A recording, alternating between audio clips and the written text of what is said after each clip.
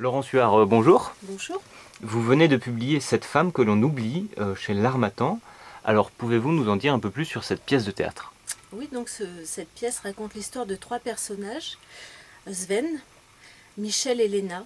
Et c'est la confrontation entre Michel et Sven qui se retrouvent. Ils ont aimé la même femme. L'un a vécu une histoire avec elle, l'autre n'a fait que l'imaginer. Et après une représentation théâtrale, ils se retrouvent et pendant une nuit, ils vont évoquer leurs souvenirs de cette femme. Alors après J'étais comtesse en mon pays en 2012 et Le Jour en 2014, Cette femme que l'on oublie est votre troisième pièce. Euh, Pourquoi avez-vous cet attachement à l'écriture théâtrale? Alors pour cette femme que l'on oublie, j'avais vraiment la volonté de confronter ces deux personnages. C'est-à-dire la forme de dialogue m'allait bien, parce que je voulais vraiment faire vivre le personnage de Léna par leurs mots et par leur échange de répliques.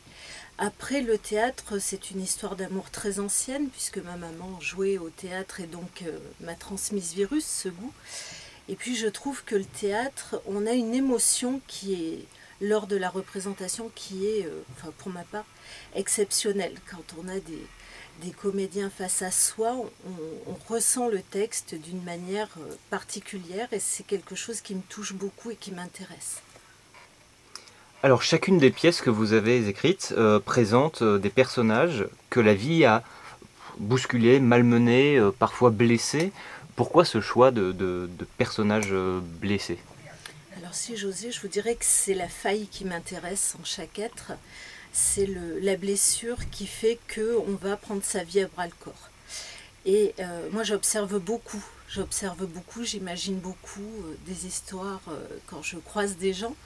Et c'est vrai que les histoires les plus belles viennent souvent de cette fêlure, de cette blessure.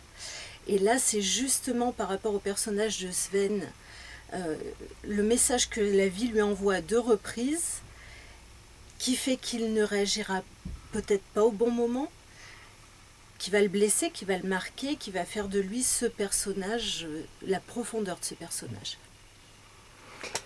Alors le thème du temps est aussi très présent dans chacune de vos trois pièces. Est-ce que l'écriture est une manière pour vous de conjurer cette angoisse du temps qui fuit, qui nous échappe?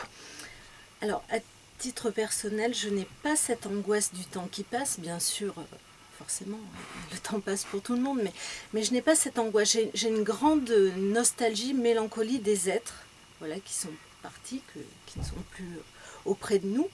Mais non, après, l'écriture forcément inscrit une histoire dans une sorte d'immortalité, d'intemporalité. Et c'est vrai que c'est intéressant. Moi, ce que je voulais montrer, c'était comment on peut évoluer avec le temps, comment on réagit face à cette urgence malgré tout, mais ce n'est pas, non, ce n'est pas une manière de conjurer le temps pour moi en tous les cas.